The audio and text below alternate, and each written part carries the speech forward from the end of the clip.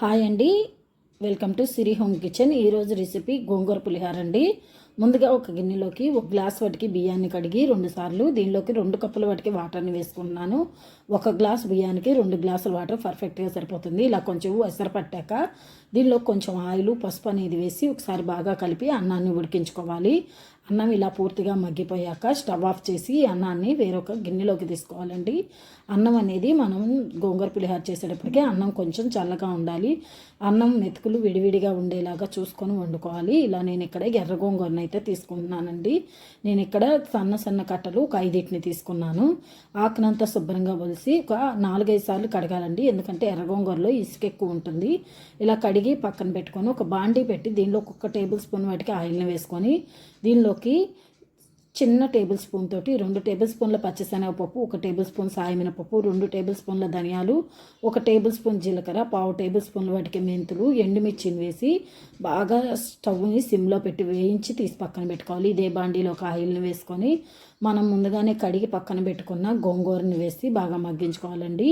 ఇలా బాగా మగ్గించుకునే మధ్యలో కూడా మనకి ఆయిల్ అవసరం పడుతుంది, ఎందుకంటే ఈ పులిహోరకి ఆయిల్ ఎక్కువ ఉంటేనే మరింత టేస్ట్ వస్తుంది. కొంచెం చింతపండుని కూడా వేసుకున్నాను. ఈ చింతపండుని మనం కొంచెం గోంగూర మగ్గిన వెమ్మటిని వేసుకోవడం వల్ల చింతపండు ఇందులో బాగా కలిసిపోయి చింతపండు కూడా బాగా మగ్గిపోతుంది. చింతపండు ఎక్కువ కాదండి, 1 రెమ్మ వేసుకుంటే సరిపోతుంది. ఇలా మీరు మధ్య మధ్యలో 2 సార్లు కొంచెం 1 టేబుల్ స్పూన్ ఆయిల్ వేసుకుంటూ గోంగూరలో జిగటంతా పోయి ఇలాగా విడిగా అయిపోయి ఏగిపోయే వాటికి ఆయిల్ పైకి వచ్చేదాకా వేయించి స్టవ్ ఆఫ్ చేసి పక్కన పెట్టుకోవాలండి. ఇప్పుడు మనం ముందుగానే వేయించుకున్న వాటిని మిక్సీ పట్టుకోవాలి. మనం ముందుగానే అన్నిటికీ ఆయిల్ ఎక్కువ వేసుకున్నాం కాబట్టి పోపుకి తక్కువ ఆయిల్ తోటి పోపు పెట్టుకోవాలి. మనం ఆయిల్ వేడి చేసుకొని వేరుశనగలు, పచ్చిశనగపప్పు, ఆవాలు, సాయమినపప్పు వేయించి దీనిలోకి ఎండుమిర్చి, మేమైతే పచ్చిమిర్చి కొంచెం ఎక్కువ తీసుకుంటాం కాబట్టి పచ్చిమిర్చిని కట్ చేసి వేసుకొని ఇంగువ, కరివేపాకును వేసుకొని స్టవ్ ఆఫ్ చేసుకోవాలండి.